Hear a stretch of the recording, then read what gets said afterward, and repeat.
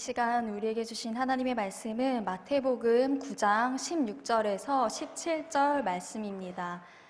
마태복음 9장 16절에서 17절 말씀, 제가 가진 성경으로는 신약성경 13쪽에 있습니다. 저와 여러분이 함께 읽도록 하겠습니다. 마태복음 9장 16절에서 17절 말씀 함께 읽겠습니다. 생배 조각을 낡은 옷에 붙이는 자가 없나니 이는 기운 것이 그 옷을 당기어 헤어짐이 더하게 되며 새 포도주를 낡은 가죽 부대에 넣지 아니하나니 그렇게 하면 부대가 터져 포도주도 쏟아지고 부대도 버리게 됨이라. 새 포도주는 새 부대에 넣어야 둘이 다 보전되느니라. 아멘. 그런즉 누구든지 그리스도 안에 있으면 새로운 피조물이라. 이전 것은 지나갔으니 보라 새 것이 되었도다. 아멘. 우리는 예수님 안에서 믿음으로 새 사람이 되었고 복음으로 우리는 새로운 피조물, 영의 사람이 되었음을 믿으시기 바랍니다. 우리는 정말 이전으로 다시 돌아갈 수 없는, 옛사람이 될 수 없는 죄에 끌려다니는 죄의 종이 아니라 하나님의 사람, 하나님의 자녀가 된 것을, 그 기쁨을 온전히 누리는 저와 여러분 모두가 되시기를 간절히 축복합니다. 네, 오늘 함께 읽으신 말씀을 보시게 되면은요, 새 포도주와 새 부대에 대한 비유 말씀입니다. 이 말씀은 아무래도 교회를 다니지 않아도 한 번쯤은 들어봤을 법한 교회 밖에서도 간혹 쓰이는 비유 중에 하나이기도 한데요. 예를 들어서 새로운 무엇인가 일을 시작할 때, 아니면 새해가 되었거나 리더가 바뀌었거나, 아니면 정치적으로 혹은 경제적인 관념 가운데에서 우리가 간혹 듣게 되는 비유 중에 말씀 중에 하나입니다. 하지만 우리는 그리스도인으로서 성경 안에 기록되어진 예수님이 직접 말씀하신 이 비유가 어떠한 맥락 가운데 어떤 의미를 담고 있는지 우리는 정확하게 알고 넘어갈 필요가 있을 것 같습니다. 그래서 이 본문 말씀의 이 그냥 단어 구절, 이 말씀만 볼 것이 아니라 이 말씀에 대한 담겨 있는 것을 알기 위해서는 다른 본문들도 마찬가지예요. 그 앞단락과 그 뒤의 내용들을 보시면 그 맥락 가운데서 진짜 의미를 저희는 찾아갈 수가 있습니다. 그래서 너무 많이 거슬러 올라가지 말고 조금 앞부분만 보시게 되면은 마태복음 9장 9절 말씀이 나옵니다. 9절 말씀에 보시게 되면 한 인물이 등장하게 되는데요. 여기에는 예수님이 누군가를 부릅니다. 그 사람은 바로 마태입니다. 그렇다면 혹시 마태의 직업이 무엇인지 아시나요? 네, 맞습니다. 세리입니다. 세리는 요즘에 그 세무사와는 조금은 다르게 우리 예전에 이제 아무래도 친일파와 같은 그런 느낌의 그런 존재가 바로 세리들이었었어요. 여기에서 이제 그런 마태 세리를 많은 사람들은 비난하고 또는 멀리하고 함께하기 싫은, 같이 하면 나도 왠지 우리나라를 반역할 것 같은, 매국노가 될 것 같은 그러한 사람이 될 것 같아서 세리와는 가까이 지내지 않았던 것 같습니다. 그런 세리 마태에게 예수님이 오셨고 예수님께서는 그에게 그의 이름을 부르며 나를 따르라 라고 말씀하십니다. 아무도 가까이 하지 않는 그 마태에게 예수님은 나를 따르라, 그를 부르시고 함께 하자고 초대하셨습니다. 그 초대 가운데 마태의 반응이 어떠했냐면 아시다시피 다음 절 10절 말씀을 보시게 되면은요, 마태는 예수님을 자신의 집으로 모시게 됩니다. 그 집으로 모신 그 가운데 마태하고 예수님 단 둘이 있나요? 그렇지 않고 많은 세리들이 있습니다. 자신의 동료들이죠. 많은 사람들이 멀리했던, 통상적으로 죄인이라고 분류되었던 죄인들이 그 자리에 함께 있었고 그곳에 예수님이 계셨습니다. 많은 사람들이 함께할 수 없는 그 이웃들과 예수님이 함께하고 있는 이 배경 가운데 오늘의 본문의 말씀들이 등장하기 시작하는데요. 조금 더 내려가서 14절 말씀을 한번 보실까요? 14절 말씀 저희 한 목소리로 함께 읽어보겠습니다. 그때 요한의 제자들이 예수께 나와 이르되 우리와 바리새인들은 금식하는데 어찌하여 당신의 제자들은 금식하지 아니하나이까?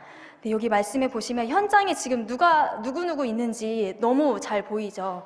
먼저는 바로 앞에 있는 요한의 제자들이 있고, 그리고 요한의 제자들이 질문하고 있는 예수님이 계시고 또 우리 이미 읽었죠. 많은 죄인들, 세리들이 있었어요.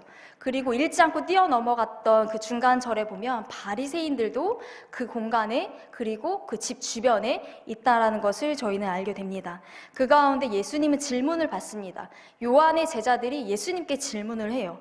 당신의 제자들은 왜 금식을 하지 않습니까? 라고 이야기를 해요. 그럼 지금 무엇을 하는 날인 거예요? 지금은 바로 금식해야 될 때라는 거죠. 일주일에 2번 정도 금식을 했다고 합니다. 근데 그 중에 오늘이 금식하는 날인데 당신의 제자들, 돌려서 얘기했죠. 예수님도 지금 금식을 안 하고 죄인들과 오히려 어울려서 밥을 먹고 있는 그 교제하는 모습을 보면서 당신의 제자들, 그러니까 곧 당신은 왜 해야 할 일을 지금 하지 않습니까? 지금 해야 할 것은 금식인데 금식해야 할 이때에 당신은 오히려 왜 불경건한 모습으로 있습니까? 지금 해야 할 말을 한 거예요. 그리고 우리 교회에서 많이 쓰는 말, 옳은 말을 하고 있는 상황인 거예요. 당연히 해야 할 말을 했는데 이 말이 왜 좀 문제가 되는 걸까요? 그리고 이 사람들은 왜 이 말이 해야 할 말이었고 금식이 중요했을까요? 이 유대인들에게 경건 생활에 3대 요소가 있었죠. 그 중에서 이제 금식이 되게 중요했었는데 그들이 금식을 하는 이유 중에 그 초점 중에 하나가 바로 이스라엘의 회복에 있었습니다. 그리고 곧 메시아를 기다리는 가운데 금식은 너무나도 필요했었고 해야만 하는 그들이 해야 하는 경건 생활 중에 하나였었어요. 그런데 그들이 지금 놓치고 있는 게 무엇이죠? 이스라엘의 회복, 그리고 회복을 가져다 줄 그 주체, 그 메시아가 바로 예수님인데 그들 앞에 지금 예수님이 함께하고 있었어요. 하지만 그러면 예수님 메시아가 왔으면 지금 금식을 해야 할 이유가 있나요? 없겠죠. 그런데 지금 이들은 금식을 왜 안 하고 있느냐? 그 메시아 당사자에게 그들은 질문을 하고 있었습니다. 그리고 예수님을 앞에 두고도 알아보지 못하고 있었던 그들을 향해서 정말 친절하게 예수님은 3가지 비유를 들어서 말씀을 해주시고 있습니다. 내가 금식을 하지 않는 이유는 바로 이거야. 15절 말씀 저희 함께 보도록 하겠습니다. 합독해 보실까요? 예수께서 그들에게 이르시되 혼인집 손님들이 신랑과 함께 있을 동안에 슬퍼할 수 있느냐? 그러나 신랑을 빼앗길 날이 이르리니 그때에는 금식할 것이니라. 아멘. 이 말씀에 보시면 이제 혼인에 대한 비유가 나오게 되죠. 유대인들의 이스라엘의 결혼 문화는 아시는 것과 같이 하루로 끝나지 않습니다. 지금 오늘날의 현대 우리나라 결혼식을 보게 되면 웨딩홀에 타임별로 결혼식이 계속 대기하고 있잖아요. 그래서 끝나고 또 나가고 또 끝나고 나가고 다음 팀이 기다리고 있는데 사실 우리나라도 전통 혼례를 보면 오랜 시간 동안 결혼을 했잖아요. 근데 유대인들도 그 당시 때에는 지금도 그렇고 하루로 끝나는 것이 아니라 오랜 시간, 보통은 일주일, 길게 하는 경우는 2주 동안 그렇게 피로연을 연다고 합니다. 그러는 가운데 결혼식 당일이에요. 그리고 피로연이 열어지고 있는 잔치 시간에 만약에 내가 하필 금식하는 시간이 걸렸다. 하나님 앞에서 결단을 했고 분명히 하나님의 응답을 받고 하나님의 뜻을 기다리는 가운데 금식을 하는 기간이에요. 그런데 친척 결혼식이에요. 결혼식에 가서 여러분은 금식을 하시겠습니까? 아니면 먹고 마시며 그 기쁨을 누리시겠습니까? 어떻게 해야 할까요? 훌륭하십니다. 자유하시네요. 저 같았으면 아마 마음의 불편함 때문에 계속 금식을 하지 않았을까 싶습니다. 어렸을 때는 더더욱 심했었고요. 지금은 안 그러려고 많이 하고 있지만 너무 자유해져서 좀 문제가 될 정도이긴 한데 아무튼 그런 가운데 유대인들은요. 금식 기간이지만 결혼 잔치 기간에는 금식을 하지 않았습니다. 그것이 그들의 문화였었습니다. 그만큼 함께 기뻐하는 그 자리, 결혼의 기쁨이 중요하고 금식을 금할 만큼 금식하지 않아도 될 만큼 그 순간에는 멈춰야 할 그 기쁨, 아주 중요한 상황이었기 때문입니다. 그런데 지금 금식을 예수님은 안 하고 계시는데 지금 현장이 지금 결혼식장인가요? 피로 현장일까요? 지금? 아니죠. 지금 마태를 예수님이 초대했고 그 초대에 응한 예수님과 그 죄인들이 함께하고 있는 좀 요상한 그 바리새인들이나 종교인들이나 기독교인들이 봤을 때, 멀리서 봤을 때 좀 희한한 모습인 거예요. 예를 들어서 현대판으로 말을 하자면 예수님께서 우리는 이해할 수 없는 막 몸에 문신을 하고 있고 막 크롭탑 짧은 배꼽티를 입고 있는 친구들과 예수님이 함께 즐겁게 하고 있는 모습을 보면 어른들은 지나가면서 눈살이 찌푸러지거나 마음에 어려움이 생기겠죠. 마음에 불편함이 있을 거예요. 그런 상황을 지금 예수님은 계속해서 이 상황들 가운데 일부러 들어가 계시는데, 그리고 심지어 여기는 결혼식장이 아니었고 금식을 해야 되는 그런 날이었는데 예수님은 지금 상황이 어떻다라고 얘기를 하시나요? 바로 혼인잔치의 상황이다라고 말씀하시는 거예요. 그런데 예수님이 너무 열려 계신 것 같은데 또 마태가 기록한 25장 말씀에 보시게 되면은요, 마태복음 25장 1절부터 나오게 되면 열처녀의 비유가 나옵니다. 이 열처녀의 비유는 천국에 대한 비유 말씀을 하시면서 나오게 되는데, 천국은 마치 신랑을 맞이하는 열처녀, 그냥 신부의 친구들이죠. 그런데 이 신랑을 누구일까요?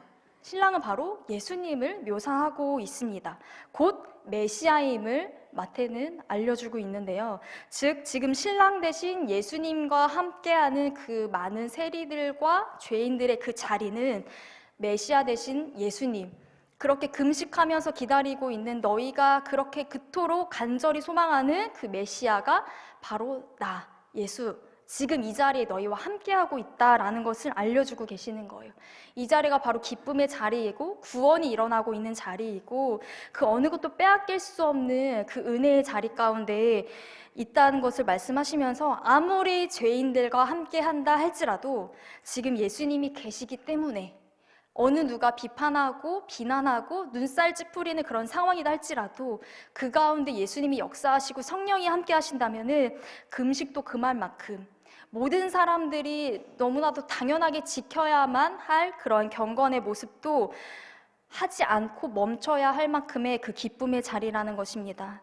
정말 아이러니하게도 메시아를 기다리고 있던 바리새인들, 요한의 제자들조차도 그 경건의 생활을 소홀히 하지 아니하고 정말 그것을 한시라도 더 예수님 앞에, 하나님 앞에 간절한 마음으로 그 경건의 생활을 누구보다도 열심히 했던 그들은 죄인들보다도 그 자리를 누리지 못했습니다. 오히려 죄인들이 그 가운데 더 기뻐하고 자신과 함께하는 예수님을 감사했었습니다.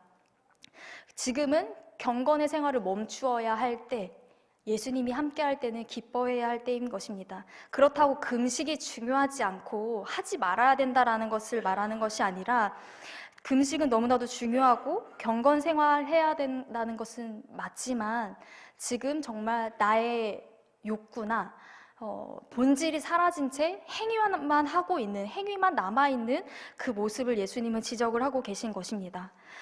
우리의 생활 가운데 좀 빗대어 보자면 나와는 조금 다른, 내 기준에 맞지 않고 무언가 나와는 다르다라고 해서 타인을 볼 때, 혹은 자녀들이나 교회 안에서 함께하는 구역 식구들을 볼 때, 또는 새로운 새가족들을 볼 때, 또는 내가 함께 양육하고 있는 교사로서 다음 세대 학생들을 바라보면서 내 눈에 조금 거슬린다고, 못마땅하다고 해서 눈살이 찌푸러진다거나 비난하게 된다거나 오히려 그들의 하나님께로 나아가는 길을 망치려고 하는 모습이 혹시 우리 가운데 있지는 않은지, 예수님이 우리와 이 교회 가운데 분명히 함께하고 계시는데 내 몸 안에, 내 영 가운데 함께 하심을 알고 있지만 본질이 사라지고 본질을 외면된 채 있는 그런 우리의 모습 속에 나의 신앙생활 가운데 스스로 그냥 자아도취되어 있지는 않은지, 그 모습을 우리 요한의 제자들이나 또한 바리새인들의 모습을 보면서 이 세리들과 비교되는 모습 가운데 우리의 현대의 모습을, 우리의 신앙생활들을 조금 점검을 해보면 좋을 것 같습니다. 즉 예수님과 함께하는 그 자리가 기쁨이 되어야 하는데, 나의 그 기쁨의 기준이 예수님이어야 하는데 내가 되고 있고, 내가 신앙생활하고 있는 그 자체 안에서 그냥 그 기쁨, 그 내가 기도하고 있는 내 모습에 스스로 오늘 좀 거룩한 것 같아 라든지, 오늘 뭔가 은혜가 충만했어, 내 감정 가운데만 빠져있는 그럴 때가 사실은 솔직히 많이 있잖아요. 너무나도 익숙한 이 신앙생활을 하다 보면. 하지만 우리 가운데 우리의 죄를 건져주신 것, 그 기쁨 예수님만으로 기뻐해야 한다라는 것, 우리의 기쁨의 이유가 내가 아니라 내 신앙생활 자체가 아니라 예수님 자체가 되어야 한다는 것을 명심하시면 좋을 것 같습니다. 내 뜻이 아닌 우리를 위해 모든 것을 버리시고 하나님의 뜻을 이루기 위해서 이 땅 가운데 오신 그 예수님의 그 한없는 그 사랑이 우리 가운데 날마다 샘솟아 났으면 좋겠습니다. 그리고 덧붙여서 이제 예수님은 두 번째 말씀을 하시게 됩니다. 16절 말씀에 보시게 되면은요, 오늘 본문 말씀 16절에 보시면 생배 조각을 낡은 옷에 붙이는 자가 결코 없다라고 이야기를 합니다. 생배라는 것은 조금 우리의 단어와 어감이 좀 달라서 생소하지만 이미 알고 계시다시피 한 번도 입지 않은, 사용하지 않은, 빨지 않은 새 옷감이라고 보시면 됩니다. 이 새 옷감은 아무래도 그 기존 옷감에다가 새 옷감을 조금 잘라서 붙인다고 해서 그것이 새 것이 되는 것은 아니죠. 그리고 기존의 그 옷감에다가 새 옷을 붙이게 되면은요, 임시 방편으로는 입을 수 있고 그 구멍을 때울 수는 있어요. 하지만 빨래를 하게 되면은 오히려 주변에 이제 섬유질들이 잡아당기고 해서 더 늘어나거나 혹은 찢어질 수가 있어서 결국에는 버릴 수밖에 없게 된다라는 것이죠. 결국은 옷이 망가지게 되는데 곧 낡은 것과 새 것이 섞일 수 없다라는 것을 이 본문에서는 말씀해 주고 있습니다. 지금이야 당연히 옷감이 재질이 너무 좋죠. 심지어는 요즘에 플라스틱, 페트병으로도 재활용해서 옷을 만드는 걸 혹시 아시나요? 요즘 광고 중에서도 막 페트병을 재활용해서 되게 작은 섬유질처럼 만들어서 기존의 옷이랑 좀 별로 티가 안 날 정도로 그렇게 옷감을 만들 정도로 기술이 많이 좋아지고 좋은 그런 상황 가운데 우리는 망가지면은 새 옷을 사거나 또는 혹은 기어 입더라도 하나의 패션이 될 수도 있고요. 유행을 선도할 수 있는 한 가지 이제 좋은 유행이 될 수도 있습니다. 그런데 예수님 시대에나 우리나라 과거 우리 어르신들이 사셨던 그 당시 때 보면은 한 벌을 가지고 오랜 시간 입고 양말이 빵꾸 나면 또 꿈에서 입고 꼬맸는데 또 빵꾸 나면 또 꼬매서 입고 근데 엄지발가락이 아니라 이번에 또 두 번째 발가락이 빵꾸 나면 또 꼬매서 입고 이렇게 몇 번씩이나 꿰어서 입지만 하지만 우리는 이것을 새 것이라고 말하나요? 그렇지 않다라는 것입니다. 여전히 낡은 옷이고 지금은 순간적으로는 임시방편으로 할 수 있지만 결국에는 버리게 되는 그 날이 오게 됩니다. 계속 꿰어 입다 보면은 미련 없이 버리게 되기도 하잖아요. 하지만 그 낡은 옷을 우리는 계속해서 기어 입으면서 나는 뭔가 절약 정신이 좋은 것 같아 라고 말을 할 수 있겠지만 이 말씀에 빗대어 말하자면 새 옷이라고 고집 부릴 것이 아니라 우리는 진짜 입어야 할 새 옷이 무엇인지 알 필요가 있습니다. 우리가 진짜로 입어야 할 옷은 바로 에베소서 말씀에서도 기록이 되어 있는데요. 에베소서 4장 22절에서 24절 말씀까지 저희 한 목소리로 함께 읽어보도록 하겠습니다. 너희는 유혹의 욕심을 따라 썩어져가는 구습을 따르는 옛 사람을 벗어버리고 오직 너희의 심령이 새롭게 되어 하나님을 따라 의와 진리의 거룩함으로 지으심을 받은 새 사람을 입으라. 무슨 옷을 입으라고 나와 있습니까? 네, 새 사람을 입으라고 되어 있죠. 우리는 믿음으로 옛 사람을 버린 존재이고 예수 그리스도로 말미암아 예수님의 새 옷을 입은 새로운 존재로 살아가는 자들이다라는 것입니다. 그런데 우리는 여전히 어떠하십니까? 이전의 본성 그대로 익숙한 옷을 입게 되고 옷장에 아무리 옷이 많지만 새 옷을 또 사고 계절이 돼서 또 옷을 사고 또 미니멀 라이프를 하려고 옷을 버리고 하지만 우리는 입던 옷을 익숙하게 입는 것이 훨씬 더 편하고 좋습니다.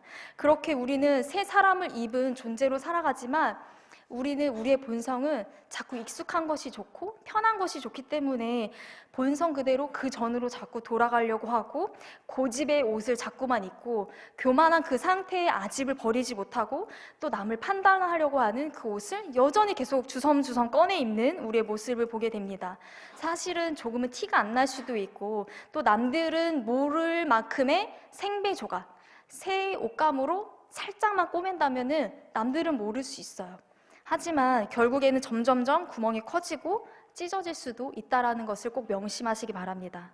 예수님의 옷으로 우리가 새로운 옷을 입고 났다면 우리는 이전 옷을 다시 꺼내 입고 새 옷인 것처럼 기뻐할 것이 아니라 우리는 성령님의 도우심을 따라서 그 새 옷 입은 것으로 적응을 하고 그 옷을 계속해서 입고 자랑하며 나아가야 할 것입니다. 우리가 그전으로 자꾸만 돌아가려고 하는 그 옛 습관, 옛 마음들, 옛 사람들, 죄에 이끌려가는 것들에서 그 결박에서 풀어주신, 자유케 하신 그 예수 그리스도의 그 보혈로 말미암아 모든 것을 자유케 되어지는 말씀 안에서 진리로 그 자유를 누리는 저와 여러분이 되셨으면 좋겠습니다. 네, 마지막으로 세 번째, 드디어 이 새 포도주와 새 부대의 이야기가 나오게 됩니다. 이 안에서는 여러분들은 지금 이 자리에서 와인을 드시는 분도 계실 것이고 아닌 분들도 계실 거지만 한때 효소 음식이 굉장히 각광을 받던 때가 있었습니다. 지금도 여러분들 매실청 많이 드시죠? 소화가 잘 안 된다거나 더부룩할 때 저도 여전히 지금 매실청을 많이 먹는데 저희 집에서도 부모님이 쑥이나 매실이 있으면 효소를 담그셨어요. 그렇게 효소를 담그게 되면 또 그리고 저희 큰 집에서는요, 포도를 술을 넣지 않고 포도를 가지고 발효시키는 그 과정들을 집에서 직접 하셨거든요. 그래서 손으로 포도를 다 으깨고 뭐 발로 밟기도 하고 하면서 그 효소의 발효가 되는 그 과정들을 들은 기억이 있습니다. 근데 이 효소들은 설탕이 굉장히 많이 들어가잖아요. 그래서 좀 꺼려하는 사람들도 있지만 저도 조금 아직은 좀 잘 모르겠지만 2년, 3년이 지나면 오히려 약이야 하면서 먹으면 좋아라는 그런 어른들의 말씀을 기억을 하게 됩니다. 근데 이 발효의 과정 가운데 거기에는 가스가 생기고 팽창하는 그러한 과정들이 있습니다. 그런데 만약에 그 뚜껑을 꽉 닫아 놓거나 공기가 통하지 않으면 어떻게 될까요? 점점점 불어나겠죠. 그런데 그것을 이제 그래서 면포로 덮어 놓는다든지 뚜껑을 살짝 열어놓기도 하더라고요. 근데 그 발효의 과정이 잘 지나고 이제 먹을 때가 되었습니다. 그래서 이제 저희 어머니가 주신 그 효소를 가지고 억지로라도 이제 약이라고 하니까 제 입에 맞지는 않지만 억지로 먹으려고 우선은 집에 가져다 놓고 뚜껑을 닫지 않은 상태로 있다가 뭐 무슨 일 있겠어 하고 발효도 다 됐겠다. 뚜껑을 꽉 닫아놨어요. 그리고 닫혀있던 그 찬장문을 열고 봤어요. 이게 웬일이야? 페트병이 살짝 부풀어 있는 거예요. 빵빵한 거예요. 이게 뭐지? 이게 무슨 상황일까? 제가 어떻게 했을까요? 자연스럽게 뚜껑을 돌렸어요. 어떤 상황이 벌어졌을까요? 그 빵빵했던 그 가스들이 이게 웬일이야 하고 뚜껑은 위로 로켓 발사가 됐었습니다. 그리고 그 안에 있던 효소들이 어떻게 됐을까요? 세상을 맛보기 위해서 그 안에 있던 효소액들이, 그 아까운 몇 년 지난 액들이 온 집안에 다 터진 거예요. 그냥 살짝 하는 게 아니라 진짜 뚜껑이 완전 하늘로 날아갔었어요. 진짜 발사되고 다 흩어지면서 그 찐득한 그 효소와 그 지독한 냄새가 온 방에 가득하고 그거 닦느라고 수습하느라 정말 혼자서 진짜 마음이 너무 불편했었는데 그 아까운 것들을 다 쏟아내는 그런 상황을 경험을 했었습니다. 근데 여러분들 사이다나 콜라 같은 거 막 흔들어서 뚜껑을 열면 팡 터지잖아요. 근데 그 정도가 아니었었어요. 그 상상 이상이었었습니다. 정말 뚜껑이 제 손을 뛰쳐나갔었는데 그 고대에나 현대에나 또 과거에는 지금처럼 이렇게 효소를 담그는 또 와인을 담그는 나무통이라든지 뭐 그런 좋은 플라스틱 통, 유리병들이 없었잖아요. 그래서 그때는 대부분 질긴 가죽을 가지고 부대에 통을 만들었는데 보통은 양이나 염소의 질긴 가죽을 가지고 만들었다고 합니다. 그리고 이것은 그 당시 때 물도 너무 소중했었고 생명과도 연관되기 때문에 냉장고도 없던 시절이니까 생활의 필수템이자 생명과도 직결되는 것이 바로 이 부대와 포도주였었습니다. 그런데 그 당시 때 포도주 사진이 있는데요. 한번 보여주실 수 있을까요? 가죽 부대의 모습을 보면 이렇게 크더라고요. 보면 저는 좀 물을 조금 깔짝깔짝 마실 수 있을 정도, 들고 다닐 수 있을 정도의 그런 가죽 부대도 있었겠지만 이 안에다가 포도를 가득 넣고 이제 팽창될 것을 이제 예상을 하고 이렇게 만들었는데, 이 가죽 부대 이 안에 포도를 넣고 기다리면은 발효가 되겠죠. 그 숙성 과정을 통해서 우리가 익히 알고 있는 그 포도주가 되는 것인데, 그런데 지금 보면은 새 거가 아니라 낡아 있는 모습을 보시게 될 거예요. 근데 이렇게 낡아진 가죽은 그 효소가 팽창되듯이 이 발효가 되면서 포도 안에 있던 그런 가스들이 점점 늘어나면서 가죽도 점점 늘어나겠죠. 그 팽창되는 것을 다 수용하면서 점점 늘어나는 그 가운데 쉽게 말해서 낡아졌어요. 낡아진 이 가죽 부대에다가 아직 발효가 되지 않은, 이제 막 발효가 될 포도를 거기다 넣는다면 어떤 일이 벌어지게 될까요? 새 포도주를 담갔을 때 오늘 본문 말씀 17절 말씀을 보시면 그 현상이 나타나게 됩니다. 오늘 9장 17절 말씀 우리 함께 읽어보도록 하겠습니다. 새 포도주를 낡은 가죽 부대에 넣지 아니하니 그렇게 하면 부대가 터져 포도주도 쏟아지고 부대도 버리게 됨이라. 새 포도주는 새 부대에 넣어야 둘이 다 보존되느니라. 아멘. 새 포도주라는 것은 아직 발효가 이제 막 시작된다라는 것을 말을 하고 있는데, 그 낡은 가죽 부대에 발효가 되는 그 과정을 낡은 가죽 부대는 견딜 수가 없어요. 점점 그 팽창되는 그 가스의 압력을 이기지 못하고 결국은 터져버리고 그 안에 있던 모든 내용물들이 쏟아져 나오고 결국에는 그 포도주도 그리고 가죽 부대도 같이 버려야 되는 상황이 벌어지게 됩니다.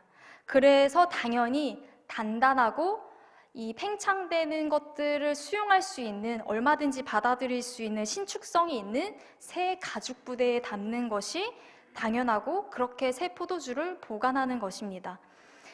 그런데 해봐야지만 직성이 풀리는 사람이 있죠. 그런 사람 중에 한 사람이 저이기도 한데요. 김이 펄펄 나고 있는 커피포트, 손을 대시겠습니까? 아니면 손을 대려고 하는 사람에게 안 돼라고 외치겠습니까? 안 돼라고 외치시겠죠. 혹은 이 손을 대보고 나서야 뜨거운 물이었구나 할 수도 있고, 혹은 먹어봐야지 이게 된장이 아니구나 라고 하는 그런 일들, 갓난 아기들, 자꾸만 입에다 집어넣는 그런 아기들, 경험하지 못한 이 아이들을 제외하고는 초등학생들도 유치원생들도 뜨거운 거 알고 이게 된장인지 뭔지 구분을 할 수가 있습니다. 굳이 먹어보지 않게 되죠. 그래서 현대적으로 이 말씀을 또 이렇게 표현하기도 하더라고요. 금이 간 병에, 이 가죽 부대에 지금 담지 않으니까 금간 병에다가 이 포도주를 담그지 않는 법이다. 굳이 실험할 필요가 없다라는 것이죠. 굳이 경험하지 않아도 알 수 있다라는 것입니다. 이것은 바로 어리석은 모습이기 때문인데, 이 낡은 부대라고 하는 것은 우리가 이미 알고 있는 기존의 관행들, 내가 예전에 해왔던 생활의 방식들, 예수님을 만나기 전에 가지고 있던 그 행동의 패턴들을 뜻하게 되고요. 새 포도주는 복음, 예수님을 의미하게 됩니다. 낡은 것과 새 것이 요즘에는 융합이 대세이긴 하지만 이 말씀 진리 안에서는 낡은 것과 새 것은 융합이 될 수 없다. 예수님과 죄는 섞일 수 없다라는 것입니다. 형식과 복음의 진리는 이거는 텅 빈 깡통과도 같은 그런 모습인 것인데, 저희 고린도후서 5장 17절 말씀을 함께 한번 보실까요? 고린도후서 5장 17절 말씀을 보시면 예수님 안에서 우리는 어떤 존재가 되었어요? 새로운 피조물이 되었죠. 우리는 새 것이 되었다라는 것입니다. 이전 것과 융합되거나 이전 것이 조금 괴어졌거나 낡은 부대에 예전의 그 내 생활 죄된 습성으로 그 안에 예수님을 담을 수 없다라는 것이죠. 우리는 이전과는 완전히 달라진 존재가 지금 우리의 모습인 것입니다. 이전의 관습들, 내가 버리지 못하고 계속 꽁꽁 싸매고 끌어안고 가다가는 결국 터지고 쏟아지고 버려지는 아픔, 수습 불가의 사태가 벌어질 수도 있습니다. 알고도 버리지 못하고 있는 우리의 옛 습관이 무엇입니까? 나도 모르게 자꾸만 올라오는 우리의 욱하는 이렇게 성격 급한 모습들, 그리고 우리의 예배의 모습 가운데 정말 버려져야 할 형식적인 모습들이 무엇이 있는지. 낡은 부대에 사실은 기다리고 기다리다 결국 우리는 예수님은 기다리고 기다리시는 분이니까 그래, 내가 낡은 가죽 부대 그대로 옛 습성 그대로 가지고 있어도 주님은 받아주실 거야, 용납해 주실 거야. 물론 그런 주님이십니다. 하지만 예수님께서는 우리는 새 부대, 새로운 피조물이라고 말씀을 하시면서 우리는 그 쏟아져 봐야 하고 또 깨져 봐야 하고 터져 봐야지만 이제 버릴 때가 됐구나, 이렇게 하는 게 사실은 저희들의 인간의 모습인 것 같아요. 그런 것이 우리의 연약한 우리의 자신의 모습인 것 같습니다.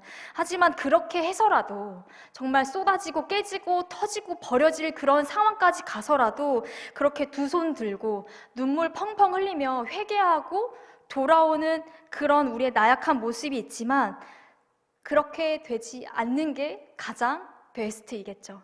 이왕이면 깨지고 부서지고 버려지기 전에, 그 전에 쏟아져 나가기 전에, 찢어지기 전에 새로운 피조물인 우리는 새 부대 그 예수님을 담아서 마음껏 발효되고 우리의 신앙생활이 풍성하게 누려지고 팽창될 때 마음 놓고 그 기쁨의 은혜를 누리는 저와 여러분이 되셨으면 좋겠습니다. 정말 우리는 터지고 깨지고 쏟아져 봐야지만 아는 그런 연약하고 나약한 존재들인 것 같아요. 이왕이면 거기까지 가면 안 되겠지만 우리는 그때 가서야 이제 돌이키는 것 같아요. 이 낡아진 것과 새 것이 함께 합쳐질 수 없는 것처럼 그것이 쏟아져서 버려져야만 할 때일다 할지라도 우리는 새 부대에 우리 복음의 진리를 온전히 담는, 그래서 그 예수님을 우리가 온전히 담을 수 있는 그 복음의 그릇들로 준비되어져 가고 예수님이 오시는 그날까지 온전히 그 믿음의 길 걸어가셨으면 좋겠습니다. 우리 갈라디아서 말씀 함께 읽고 기도하는 시간을 가졌으면 좋겠는데요. 갈라디아서 2장 20절 말씀, 우리 마음에 결단하고 또한 이 말씀 가운데 주님 은혜를 주옵소서 하는 마음으로 이 시간 함께 읽도록 하겠습니다. 내가 그리스도와 함께 십자가에 못 박혔나니 그런즉 이제는 내가 사는 것이 아니요 오직 내 안에 그리스도께서 사시는 것이라. 이제 내가 육체 가운데 사는 것은 나를 사랑하사 나를 위하여 자기 자신을 버리신 하나님의 아들을 믿는 믿음 안에서 사는 것이라. 아멘. 오늘의 이 말씀과 같이 우리는 그 십자가 앞에 우리의 옛사람을 모두 못 박은 줄 믿습니다. 자꾸만 돌아가려고 하는 그 본성이 나타날 때마다 주님, 성령님 우리를 도와주십시오. 우리 생활의 시작도 과정도 끝도 오직 예수님이 중심이 되시기를 소망합니다. 내가 아니 나의 이 모습에 자아도취된 것이 아니라 예수님으로 기뻐하는 삶, 오직 임마누엘의 은혜를 충만히 누리는 오직 예수로 사는 내가 되게 하여 주시옵소서. 이 시간 우리의 중심과 그 모든 것들이 오직 예수로 가득 찰 수 있도록 이 시간 함께 기도하시고, 또한 이어서 기도하실 때 이번 주부터 고등부와 중등부 수련회가 있습니다. 그들의 삶 가운데 다음 세대들을 주님이 만나 주십시오. 그들의 그 가치관이 복음의 가치관으로 변화되게 하여 주시고 그 낡아져 있는 옛사람의 그 습성들이 이 인생의 터닝포인터가 될 수 있는 예수님의 그 복음의 진리를 온전히 받아들일 수 있는 그런 귀한 수련회의 시간이 되게 해달라고, 복음의 그릇이 준비되어지는 이 시간 되게 해달라고, 또한 곧 있을 다음 세대의 우리 축제 세세세가 있죠. 세상의 방식이 아니라 복음의 방식으로 예수님으로 말미암아 이 세상을 이기는 그러한 믿음을 주님 부어달라고, 이 시간 주님만으로 기뻐하는 다음 세대가 되게 해달라고 이 시간 함께 주님의 이름 부르짖고 함께 기도하시며 나아가시겠습니다. 주여, 아버지 하나님, 주님, 우리는 믿음 안에서 예수 그리스도로 말미암아 십자가 앞에 새로운 피조물들이 되었습니다. 우리는 예수로 사는 자들입니다. 그럼에도 불구하고 우리는 예수님과 그 동행함의 기쁨은 뒤로 물러난 채 자꾸만 낡은 것으로 돌아가려고 하고 이것이 익숙해서 좋다고 이야기를 하고 그 낡은 부대를 자꾸 끌어안고 우리의 삶을 주님, 예수님을 우리 우리의 삶 가운데 끼워 맞추려고 합니다. 아버지, 우리의 연약한 이 습성들을 주님 용서하여 주시고 주님 불쌍히 여겨 주시옵소서. 아버지, 하지만 우리 가운데 무미거주한 신앙생활 가운데 있으니까 안정감이라고 착각하고 있으니까 주님 우리를 일깨워 주시옵소서. 오직 주의 말씀으로 성령 하나님이 부어주신 그 은혜 가운데 아버지 우리를 충만케 하여 주시옵소서. 아버지, 우리가 쏟아지고 깨어지고 버려지는 그런 아픔이 있다 할지라도 아버지 그 직전에라도 주님 우리가 돌이키게 하여 주시고 아버지 주님 앞에 아버지 우리의 입술로 우리의 마음으로 온 마음을 다하여 주님께로 돌이키게 하여 주시옵소서. 우리가 버려야 할 내 가운데 옛 것들이 있다면 아버지 나의 옛 것들이 있다면 아버지 주 오직 예수 그리스도로 말미암아 주님만이 복음만이 우리의 성품을 변화시킬 수 있사오니 아버지 주님을 의지하는 자가 되게 하여 주시옵소서. 아버지 교회 안에 있는 바리새인 아버지 주님과 함께하고 있지만 내 앞에 아버지 내 안에 예수와 함께 살고 있다 말은 하지만 보고 있지만 그 주님과 함께하는 기쁨을 누리지 못하고 다른 사람들에게 그 기쁨을 아버지 우리는 양보하고 있는 것은 아닌지 아버지 우리에게 거룩한 욕심이 생기게 하여 주시옵소서. 아버지 새로운 이동물답게 아버지 그 기쁨 가운데 그 임마누엘의 은혜가 우리 가운데 충만하여서 아버지 주님 우리의 그 세 부대 새 피조물 가운데 아버지 주님과 함께 동행하는 그 기쁨이 충만하게 그 가족 부대가 늘어나고 또 늘어나도 아버지 주님 그 가운데 충만하게 누릴 수 있는 그 성함의 은혜가 우리 가운데 있게 하여 주시옵소서. 주님 금요일부터 모든 또한 수련회가 수련회를 합니다. 아버지 그들의 수련회를 통하여 아버지 인생의 아버지 새로운 삶을 경험하는 아버지 주님께로 결단하는 자신의 삶을 내가 아닌 주를 위해 살겠노라 결단할 수 있는 삶의 포인트가 아버지 되게 하여 주시옵소서. 아버지 그들의 영혼을 만져주시고 아버지 주님의 만나주심에 그 전인격적으로 만나주시는 성령의 체험이 있게 하여 주시옵소서. 아버지 그들의 생각이 아버지 그들의 삶의 이유가 그 삶의 목적을 아버지 내가 아닌 세상이 잘 나가는 것이 아닌 아버지 인정받는 것이 아닌 주님의 기쁨이 되기를 결단하는 아버지 귀한 성도님들 다음 세대가 되게 하여 주시옵소서. 아버지 그들을 위해 축구하는 우리 귀한 성도님들과 아버지 또한 교역자분들에게 아버지 주여 성령의 충만함으로 아버지 주의 은혜를 부어주시옵소서. 아버지 우리의 연약함을 주님 앞에 고백하게 하여 주시고 아버지 내가 가진 그 지난 것들 아버지 우리의 공허함과 아버지 주님 내 안에 기쁨을 찾으려고 하는 것들 아버지 예수 안에서 그 진리를 발견하고 자유케 하신 그 주님의 말씀대로 그 은혜대로 살아가게 하여 주시옵소서. 아버지 하나님 우리 가운데 찾아와 주옵소서. 아버지 우리의 생각을 변화시켜 주시고 자꾸만 옛 것으로 돌아가려고 할 때 성령 하나님 오늘의 말씀이 깨닫게 하여 주시옵소서. 아버지 미련한 자 어리석은 자의 삶이 아니라 아버지 주의 세상의 방식이 아니라 하나님이 알려주신 아버지 새로운 삶의 방식으로 아버지 주님의 방법으로 살아가게 하여 주시옵소서. 주의 은혜 가운데 살아가는 우리 모두가 되게 하여 주시옵소서. 우리를 새롭게 하여 주시고 우리에게 새 생명을 주신 아버지 하나님 감사합니다. 우리는 터지고 쏟아지고 깨어지고 찢어져야만 알 수 있는 그런 연약한 존재입니다. 그럼에도 불구하고 우리는 자꾸만 뒤를 돌아보고 회개했다고 말로는 말하고 그 순간에는 눈물을 흘리며 주님 불쌍히 여겨달라고 말은 하지만 다시 삶으로 갔을 때에는 주님은 없고 나만 남아있음을 고백합니다. 아버지 하나님 갈라디아서의 말씀처럼 이제는 내가 사는 것이 아니라 오직 내 안에 예수 그리스도께서 오직 예수로 살아가는 우리 모두가 되게 하여 주시옵소서. 내 안에 넘쳐 흐르는 그 주님의 쏟아주시는 그 은혜가 아버지 온전히 받아내고 팽창되는 것들을 충만히 누릴 수 있는 아버지 성령의 충만함이 우리 가운데 있게 하여 주시옵소서. 주의 은혜가 이 새 포도주가 충만히 발효되어지고 온전히 정말 아버지 주의 것으로 충만해지는 것들이 아버지 감당 못할 만큼 아버지 주의 은혜로 누릴 수 있는 그 은혜의 경험이 우리 가운데 넘쳐 흐르게 하여 주시옵소서. 자꾸만 뒤를 돌아보고 언제 찢어질지 모르는 이 낡은 부대에서 그 어리석음을 우리를 불쌍히 여겨 주시옵소서. 우리의 참 기쁨이 되시고 참 진리로 우리의 곁에 함께 하시고자 하시는 주님, 예수님 밖에서 진리를 찾으려고 하는 세상 사람과 다를 바 없는 우리의 모습, 주님이 아닌 다른 것으로 공허함을 채우려 하고 예수님 밖에서 기쁨을 찾고 이전의 습관대로 살아가려고는 그 익숙함 가운데 살아가는 우리를 주님 불쌍히 여겨주시옵소서. 완전히 새롭게 하신 성령의 충만함으로 우리 아들 동행하여 주시옵소서. 나의 고집, 나의 관념, 나의 경험, 아버지 욕심 부리지 않게 하여 주시옵소서. 아버지 터지기 전에, 쏟아지기 전에, 버려지기 전에 아버지 우리에게 부어주신 그 새 부대, 새 포도주, 그 은혜 가운데 아멘으로 순종하는 세리 마태와 죄인들처럼 우리의 생각을 바꿔주시고 주님과 동행함 그 자체에 기뻐하고 그 은혜를 누리는 우리 모두가 되게 하여 주시옵소서. 우리를 위해 죽기까지 새 생명을 바쳐주신 예수 그리스도의 이름으로 기도드립니다. 아멘. 하늘에 계신 우리 아버지, 아버지의 이름을 거룩하게 하시며 아버지의 나라가 오게 하시며 아버지의 뜻이 하늘에서와 같이 땅에서도 이루어지게 하소서.